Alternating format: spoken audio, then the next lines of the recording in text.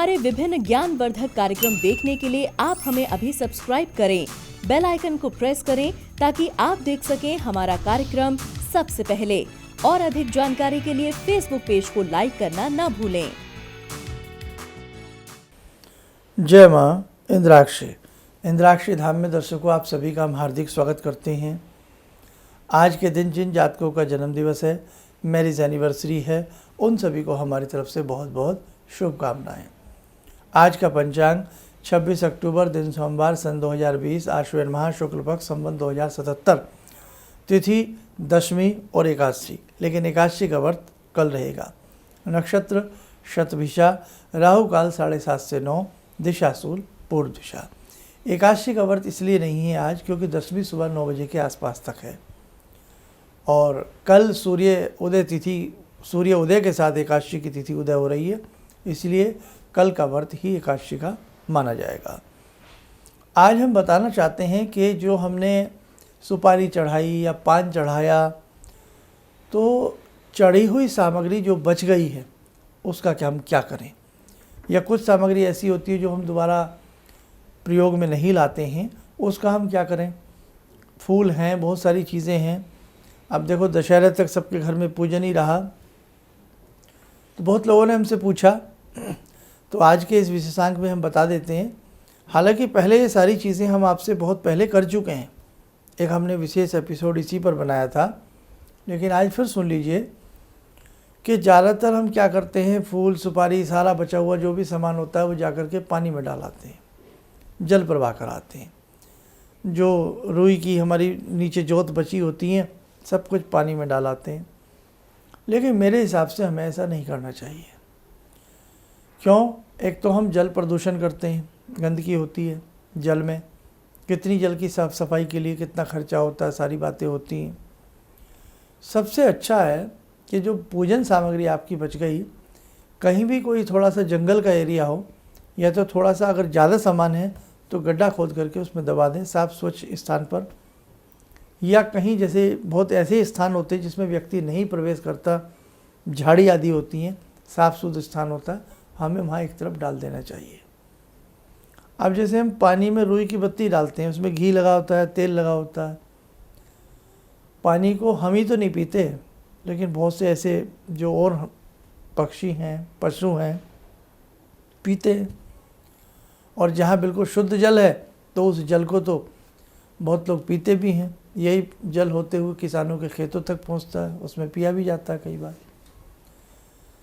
तो वो जो नुकसान हो जाता है, वो जो उसमें ऑयल मिल जाता है। इसलिए जितनी भी आपकी डेली यूज की भी प्रयोग में जो आपकी धूप बत्ती का नीचे से छोटा सा पीस बच जाता है, जली हुई जोतें बच जाती हैं, ये सारा सामान जो घर में पूजा पाठ का आपका बचता है ना, इसे आप जो है वो अपना कहीं पर भी एक शुद्ध स्थान, हर जगह हर शहर में थोड़ा सा बाइक लेकर निकलिए, स्कूटी लेकर निकलिए, गाड़ी लेकर निकलिए, साइकिल से जाइए, जैसे मर्जी जाइए। हर जगह स्वार्थ सिद्धि नहीं होनी चाहिए। मैंने तो यहाँ तक देखा है मंदिरों में भी मैंने देखा है कि लोग बाग क्या करते हैं, डस्टबिन में डाल देते हैं, कूड़े में डाल देते हैं। गलत बात है भाई। आप थोड़ा थोड़ा सामान जोड़ते जाइए, आप रोज़ मत जाइए। एक तरफ अपने घर में स्थान बना लीजिए, एक पॉलीथीन ऐसा कुछ बना लीजिए या कुछ भी ऐसा बना लीजिए और जाइए, उसको पॉलीथीन से निकाल करके अच्छे से कहीं एक तरफ झाड़ी झंकार में डाल दीजिए आप।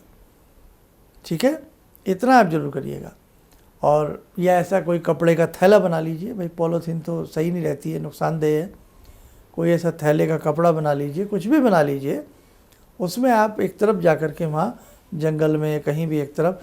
और हर शहर में जब आप हाईवे पर चलते हैं, किसी बड़े रोड पर चलते हैं, तो साइड में दोनों तरफ पेड़ होते हैं, तो कहीं भी थोड़ा सा अंदर को उतर के 8-10 फीट जा कर के अंदर एक तरफ उसको डाल दीजिए, सबसे अच्छा रहता है। किसी से डलवा भी सकते हैं, इसमें कोई हर्ज नहीं। और हाँ, जो हम घर में हवन करते हैं, जैसे कल दशहरा था, कल बहुत लोगों ने अपने छोटे छोटे मंत्र सिद्ध किए हैं, तो जो मंत्र सिद्धि का जो हवन होता है और हवन की जो राख होती है, वो भी आपके मन में वहम आ जाता है, इसे पानी में डालना। क्यों साहब, पानी में क्यों डालना है इसे?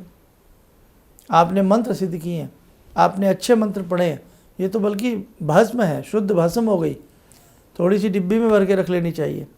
नज़र टोक किसी को लगती है, बुखार आता है, कुछ आता है, थोड़ी मस्तक पे लगाइए, तिलक समझिए, और जो बच जाए उसे घर की तुलसी में, मनी प्लांट में, कहीं भी जहाँ आपके घर के गमले हैं उसमें आप थोड़ा थोड़ा सा डाल दीजिए। खाद का कार्य करती है, शुद्धता घर में रहती है, और वो कोई आपने बुरी चीज़ नहीं, वो आपने मंत्र पढ़े। हाँ, जन्म और मरण का कोई घर में यज्ञ होता है, वो आप खेतों में, खलिहानों में, कहीं भी एक तरफ जहाँ पेड़ जंगल होते हैं जो हम बता रहे थे, वहाँ आप उसको डालें या उसे जल प्रवाह कर दें।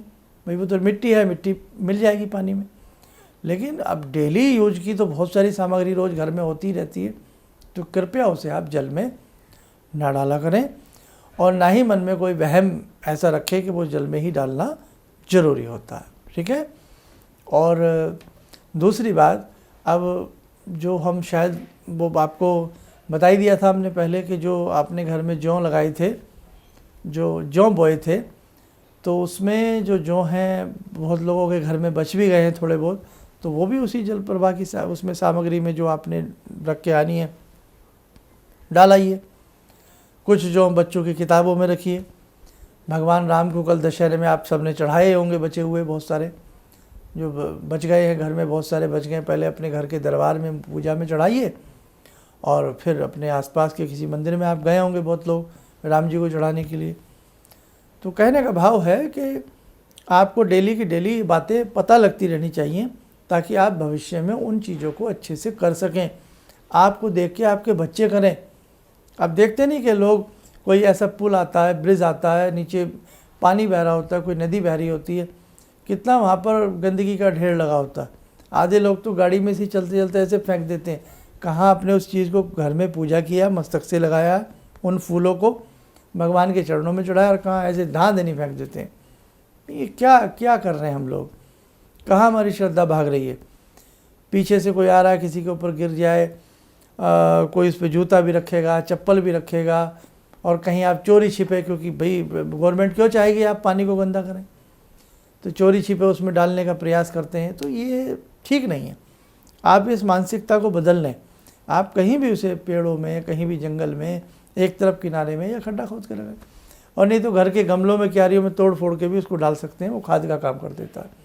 कोई वहम नहीं है मेरे दर्शकों, कोई नुकसान नहीं है मेरे दर्शकों, बस ये आप ध्यान रखें।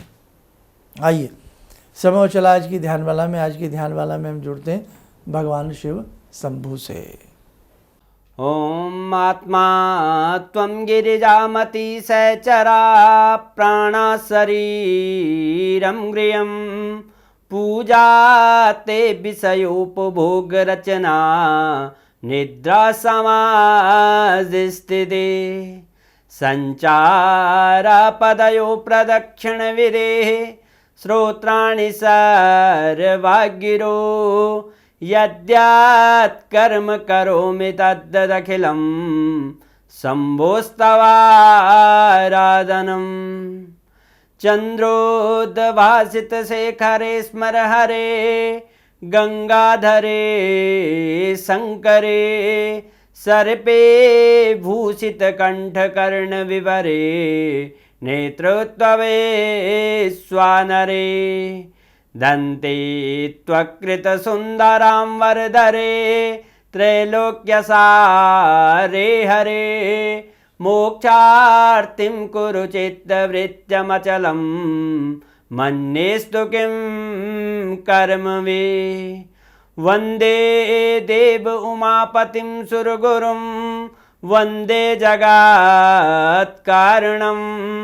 वन्दे पन्नगभूषणं मृगधरं वन्दे पशूनां पतिं वन्दे सूर्यशशाङ्कवह्निनयनां वन्दे मुकुन्दप्रियं वन्दे भक्तजनश्रयं च वरदां वन्दे शिवं शङ्करम् ॐ कर्पूरगौरं करुणावतारं संसारसारं भुजगेन्द्रहारं सदा वसन्तं हृदयारविन्दे भवं भवानी सहितं नमामि, भवं भवानी सहितं नमामि।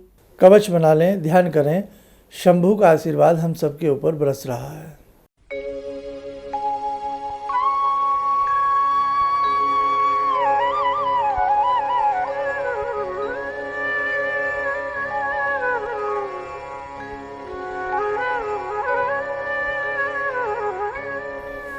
ओम बोलते हुए नेत्र खोलें, सामान्य हो जाएं। देखो दर्शकों, बहुत लोग हमसे कुछ विशेष पूछना चाह रहे थे कि शर्मा जी, आपने कहा था किसी विशेष कार्य के लिए आप हमें जोड़ने वाले हैं। तो बिल्कुल मुझे भी इंतज़ार है उस क्षण का, उस घड़ी का, कि मैं आपको वो सारी बातें बताऊं, अपने नए दर्शकों को, पुराने दर्शकों को, साधकों को। हम एक नया कार्य आपके साथ मिलकर के करने वाले हैं, बस उसकी पूरी प्लानिंग अभी बन रही है, जल्दी बन जाएगी, फिर आपको ज़रूर बताएंगे। अभी हम दिल्ली में व्यक्तिगत रूप से नहीं बैठ रहे हैं, केवल टेलीफोनिक अपॉइंटमेंट्स ही चल रही हैं, उसी के द्वारा परामर्श दिया जा रहा है। आप सबके जिन जिन के यंत्र बनते जाएंगे जैसे जैसे, तो वैसे ही हम पूर्णिमा के बाद 31 तारीख के बाद 2-4 दिन के बाद फ्रेम आदि करा करके सबको भेजना प्रारंभ करेंगे। किसी को कोई बात यंत्र में समझ में ना आए बाद में, तो वो हमारे संस्थान में संपर्क कर सकता है। इन्हीं शब्दों के साथ हम अपनी वाणी को विराम देते हैं। जय माँ इंद्राक्षी। आपने कहा कि शरीर में कोई परेशानी हो तो दैहिक दैविक भौतिक तापा, राम राज नहीं काहू व्यापा। इसके बाद मैंने उसका जप शुरू किया और धीरे धीरे मेरे को अच्छा लगने लगा। और मैंने कहा कि अब पंडित जी से कैसे जुड़ूं, क्या जुड़ूं, तो मैंने कहा कैसे करूं। मैं बोली ईश्वर अगर सही है, माँ भगवती की मेरे पर कृपा है, तो ज़रूर मेरा कोई ना कोई रास्ता निकलेगा। तो ये सारी चीज़ें मेरे को ईश्वर की कृपा से आपका साथ मिला और मेरे अंदर की श्रद्धा थी जो मैं आपसे जुड़ी सनातन धर्म के प्रति। और हमने जहाँ जन्म लिया है उस धरती के ऋण को हमको अदा करना है, इसलिए आपके चरणों में मैं। किसी भी समस्या के समाधान के लिए मिले प्रसिद्ध हस्तरेखा एवं वास्तु विशेषज्ञ प्रोफेसर धर्मेंद्र शर्मा जी से। नोट: शिविर में भाग लेने हेतु एवं व्यक्तिगत रूप से मिलने के लिए कॉल करने का समय सुबह 10 बजे से शाम 6 बजे तक। हमारे विभिन्न ज्ञानवर्धक कार्यक्रम देखने के लिए आप हमें अभी सब्सक्राइब करें, बेल आइकन को प्रेस करें ताकि आप देख सकें हमारा कार्यक्रम सबसे पहले। और अधिक जानकारी के लिए फेसबुक पेज को लाइक करना न भूलें।